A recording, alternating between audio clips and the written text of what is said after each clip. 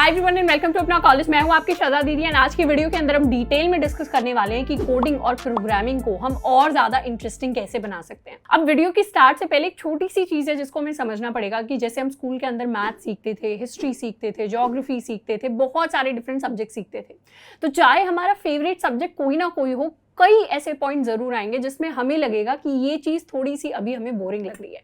तो वैसा फील करना नेचुरल है, बट इसका मतलब ये नहीं है कि कोडिंग अगर हम सीख रहे हैं, प्रोग्रामिंग अगर हम सीख रहे हैं तो उसमें हमें फुल टाइम बोर्ड महसूस हो रहा है। तो ऐसे में हमारी जो लर्निंग जर्नी है उसको इंटरेस्टिंग बनाने के कुछ ऐसे तरीके हैं जो ट्राइड एंड टेस्टेड बाय मी है।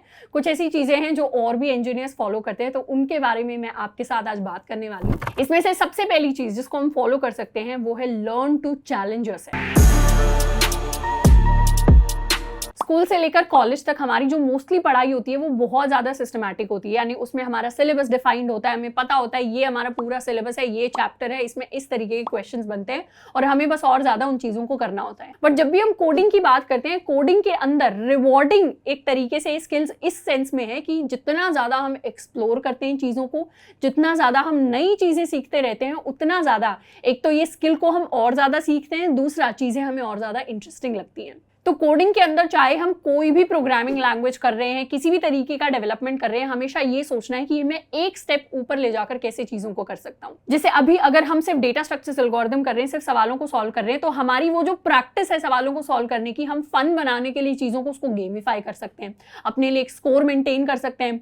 काफी लोग इसी सेम रीजन की वजह से कंपेटिटिव प्रोग्रामिंग और करने लग जाते हैं डीएसए के बाद, क्योंकि वो उनके सवाल सॉल्व करने के प्रोसेस को और ज्यादा गेमिफाई कर देता है। मान लेते हैं कि आप वेबसाइट बनाना सीख रहे हैं किसी ट्यूटोरियल को देखकर, तो सीधा के सीधा हम वही कोड जो है वो कॉपी पेस्ट कर दें, उससे बेटर होगा कि हम अपनी क्रिएटिविटी को यूज करें। वहां पर ये सोचें यहां से एक स्टेप ऊपर क्या होगा, कि हम कौन से और नए फीचर्स ऐड कर सकते हैं इसी सेम वेबसाइट के अंदर, कैसे हम इसके यूजर इंटरफेस को और ज्यादा इंप्रूव कर सकते हैं, कैसे हम इसको और इंटरेस्टिंग बना सकते हैं।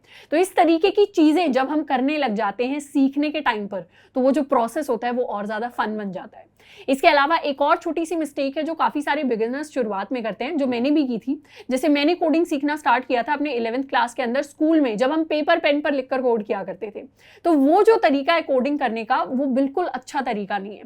कोडिंग ऐसी चीज है जो काफी प्रैक्टिकल है एंड एक हैंड्स ऑन स्किल है। हम मोस्टली सिर्फ किसी ट्यूटोरियल को देखकर या सिर्फ किसी किताब को पढ़कर खुद कोडिंग करना नहीं सीख जाएंगे। हमें एट द एंड खुद बैठना पड़ेगा कोड के ऊपर, उसको अपने हाथों से लिखना पड़ेगा और उस कोड को एग्जीक्यूट करना पड़ेगा, अपनी क्रिएटिविटी को वहां पर लगाना पड़ेगा। तभी जाकर हमारे लिए कोडिंग का, प्रोग्रामिंग का ये जो सफर है वो और ज्यादा इंटरेस्टिंग बनेगा। सेकंड चीज जो हम कर सकते हैं वो है to start working on projects. कभी कभी हम प्योर प्रोग्रामिंग लैंग्वेजेस सीख रहे होते हैं, जैसे सी सीख रहे हैं, सी प्लस प्लस सीख रहे हैं, जावा सीख रहे हैं, पाइथन सीख रहे हैं, बट उसमें हमें कुछ विजुअली होते हुए नहीं दिख रहा। हम सिर्फ क्या करें, एक लैंग्वेज सीख रहे हैं और उसके अंदर सवाल सॉल्व कर रहे हैं। तो ये वाला जो प्रोसेस होता है, इवन दो ये जरूरी होता है प्लेसमेंट प्रिपरेशन के लिए, बट कभी कभी ये बोरिंग लग सकता है। इसीलिए काफी इंपॉर्टेंट है एक प्रोग्रामर के लिए कि वो साइड बाय साइड किसी ना किसी प्रोजेक्ट पर काम करते रहे। क्योंकि प्रोजेक्ट्स क्या करते हैं, अगर हम डेवलपमेंट रिलेटेड या और किसी चीज से रिलेटेड किसी प्रोजेक्ट पर काम करते हैं ना, तो हमें विजुअली एंड प्रैक्टिकल सेंस में चीजें होते हुए दिखती हैं। जैसे बहुत ही सिंपल एग्जांपल होगा कि आप कोई वेबसाइट बना रहे हैं या कोई ऐप बना रहे हैं। एक ऐप को जब आप बनते हुए देखते हैं तो उसके अंदर छोटे छोटे बटन्स को ऐड करते हुए देखेंगे, थोड़े थोड़े फीचर्स ऐड करते हुए देखेंगे, तो आपको विजुअली दिखेगा कि आपके कोड का क्या आउटपुट निकल कर आ रहा है। तो वो जो प्रोजेक्ट बनाने का एक्सपीरियंस होता है वो काफी फन होता है एज कंपेयर टू कि सिंपली हम कोई चीज सीख रहे हैं और उसके अंदर सवाल सॉल्व कर रहे हैं। तो एक बैलेंस बनाकर हमें चलना पड़ेगा और साथ के साथ कुछ प्रोजेक्ट्स पर हमें काम करना पड़ेगा। अगर आपको लगता है कि आपके टाइम लिमिटेशंस ऐसे नहीं है कि आप किसी बड़े प्रोजेक्ट पर काम कर सकते हैं, तो आप छोटे छोटे मिनी प्रोजेक्ट्स पर ही काम कर सकते हैं। तो उससे कोडिंग के अंदर हमारा इंटरेस्ट इंटैक्ट रहेगा। थर्ड चीज जो हम कर सकते हैं वो है to interact with other coders.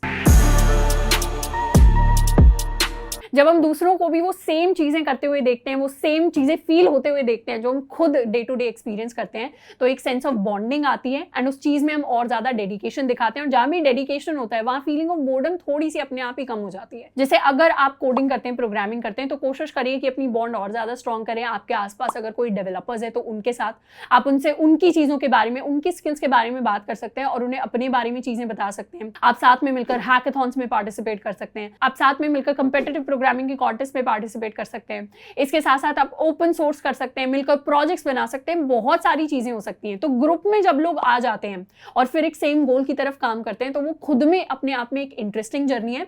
और इसका एक एडेड फायदा ये होगा कि हम अपनी कम्युनिकेशन स्किल्स पर काफी काम कर रहे होंगे, जो हमें हमारे करियर में लॉन्ग टर्म में बहुत ही ज्यादा हेल्प करेंगे। फोर्थ चीज जो हम कर सकते हैं वो है टू टेक अ ब्रेक। किसी भी चीज को अगर हम हर दिन कॉन्टिन्यूसली बार बार करते रहेंगे तो बहुत ही नेचुरल है कि उसके अंदर हमें बोर्डम फील होने लग जाएगी। ये स्पेशली उनके लिए है जो ऑलरेडी कंपनीज के अंदर एज अ सॉफ्टवेयर इंजीनियर काम कर रहे हैं, या फिर वो स्टूडेंट जो अभी डेडिकेटेडली अपने इंटर्नशिप प्लेसमेंट की तैयारी कर रहे हैं और डेली बेसिस पर रोज कोडिंग कर रहे हैं। तो ऐसे में बहुत ही नेचुरल है कि आपको थोड़ा सा टायर्ड फील हो सकता है, थोड़ा सा बोर्ड फील हो सकता है। तो यहाँ पे बेस्ट आपके लिए यही होगा कि आप एक छोटा सा ब्रेक लें। इस ब्रेक में आप खुद को रिजुविनेट कर सकते हैं, थोड़ा सा अपने आसपास अपनी हॉबीज को एक्सप्लोर कर सकते हैं, कुछ भी ऐसी चीज करिए जिसमें आपको मजा आ रहा है। एंड एक ब्रेक के बाद जब हम सेम चीज पर वापस आते हैं, सेम सवालों पर, सेम प्रोजेक्ट्स पर वापस आएंगे, तो हमारा इंटरेस्ट थोड़ा सा एलिवेटेड होगा। एंड फिफ्थ चीज जो हम कर सकते हैं वो है लिसनिंग टू म्यूजिक। कई बार प्रोग्रामर्स होते हैं जब बहुत सारे सवाल सॉल्व कर रहे होते हैं, या फिर अगर हम किसी प्रोजेक्ट पर काम कर रहे हैं तो उसमें साथ के साथ हम थोड़ा सा गाने ऐसे सुन सकते हैं जो हमारी क्रिएटिविटी को बूस्ट करे, उसके साथ साथ हमें कॉन्सेंट्रेट करने में हेल्प करे। अब अगर यहाँ पर मैं म्यूजिक सुनने की बात कर रही हूँ तो मैं ऐसे गानों की बात नहीं कर रही जिनको सुनने के लिए हम अपना काम ही पीछे छोड़ दें और बस गाने सुन रहे हैं बैठकर। मैं ऐसे गानों की बात कर रही हूँ जो थोड़े से पॉजिटिव हों, जो हमारी स्पिरिट को थोड़ा सा अपलिफ्ट करें, हमें थोड़ा सा हैप्पी फील कराएं, एंड उसके साथ साथ हमें चीजों पर कॉन्सेंट्रेट करने में हेल्प करें। तो यूजुअली बहुत सारे जॉनर्स ऑफ म्यूजिक अवेलेबल है, आप अपने हिसाब से फिगर आउट कर सकते हैं। इसमें मैं अपना पर्सनल एग्जांपल दूं तो स्कूल टाइम में जब हम मैथ किया करते थे, फिजिक्स केमिस्ट्री के सवाल सॉल्व किया करते थे, तो मैं यूजुअली म्यूजिक सुनते टाइम अपने क्वेश्चंस को प्रैक्टिस करती थी।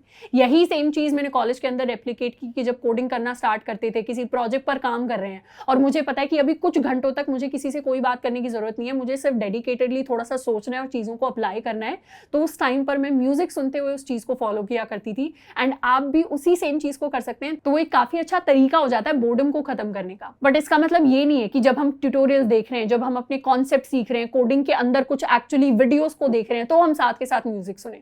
म्यूजिक को प्रेफर करिए आप तब सुने जब आप क्वेश्चंस को प्रैक्टिस कर रहे हैं या फिर अपने प्रोजेक्ट्स पर आप काम कर रहे हैं। तो उस टाइम पर आपको पॉजिटिव भी फील होगा और उसके साथ साथ आपका काम भी और ज्यादा इंटरेस्टिंग मैनर में होगा। तो ये कुछ चीजें थी जिनमें से अगर आपको भी कुछ अच्छा लगा तो आप भी अपने लर्निंग प्रोसेस में इसको और ज्यादा इंक्लूड कर सकते हैं। इसके अलावा कोडिंग से रिलेटेड, प्रोग्रामिंग से रिलेटेड, कॉलेज से रिलेटेड आपको और कौन से टॉपिक्स पर वीडियो चाहिए उसके बारे में आप मुझे नीचे कमेंट करके बता सकते हैं। आज के लिए इतना ही, मिलते हैं नेक्स्ट वीडियो में। Till then keep learning and keep exploring.